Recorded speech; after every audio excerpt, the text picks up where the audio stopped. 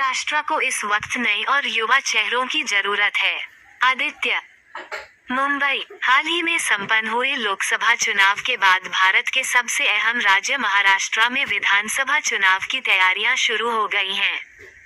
जहां एक ओर सभी राजनीतिक दलों ने अपना शुरुआती प्रचार अभियान शुरू कर दिया है, वहीं दूसरी ओर युवाओं में भी उत्साह जग गया है और वे भी इस बार के विधानसभा चुनाव की तैयारी में जुट गए हैं। इस समय राज्य को ऐसे युवाओं की जरूरत है जो लोगों की समस्याओं को समझें और उनका समाधान करने का प्रयास करें। ऐसे ही एक युवा में शामिल है आदित्य, जिनके दिल में जनता और देश के लिए कुछ करने का जुनून है। उन्होंने जोश के साथ एक प्रेस कॉन्फ्रेंस में कहा कि उनके विधानसभा क्षेत्र 187 में हालात बहुत खराब हैं और उन्हें उम्मीद है कि आज का युवा इस देश को आगे ले जा सकता है और उनके जरिए इस देश का विकास होगा। उनका कहना है कि बड़ी संख्या में युवा उनके साथ हैं और इस समूह को अपने साथ लेकर वह अपने संसदीय क्षेत्र में ऐसे काम करना चाहते हैं जिससे लोगों को राहत मिले और जो समस्याएं पैदा हो रही हैं उन्हें कुचल दिया जाए। इसी सिलसिले में हमने विधानसभा चुनाव लड़ने का फैसला किया है ताकि मैं कई मुद्दों को विधानसभा में उठा सकूं, जिसमें स्वास्थ्य, खेल और शिक्षा जैसे मुद्दों पर किसी ने ध्यान नहीं दिया है। वो इन मुद्दों को उठाने का प्रयास करेंगे। उन्होंने कहा कि इस क्षेत्र के विधानसभा सदस्य नार्वेकर हैं, जो विधानसभा अध्यक्ष भी हैं और वो उनका सम्मान करते हैं, लेकिन उन्होंने अब तक इस क्षेत्र के लिए कुछ नहीं किया है।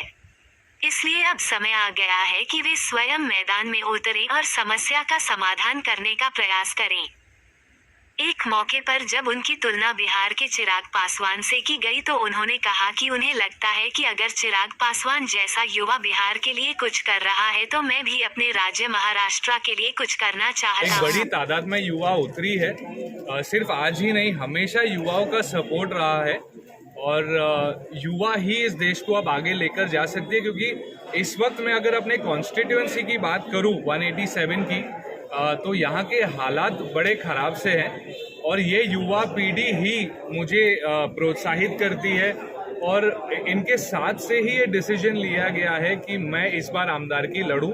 और विषय एजुकेशन का है, स्पोर्ट्स का है, हाइजीन का है, इन सब मामलों के लिए आज तक कोई सुनवाई ही नहीं है।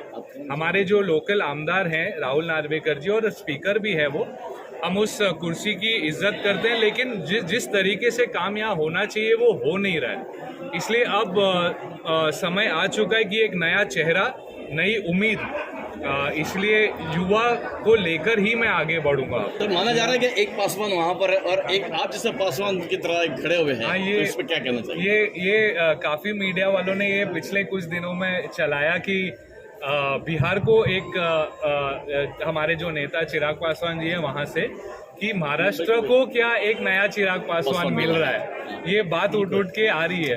तो क्यों नहीं, वो मेरे बड़े भाई हैं और उनसे मैं प्रोत्साहित होता हूँ, उनसे मैं इंस्पिरेशन लेता हूँ और अगर मेरी बराबरी या कंपैरिजन उनसे की जा रही तो मैं बहुत खुश हूँ और ये होना भी चाहिए।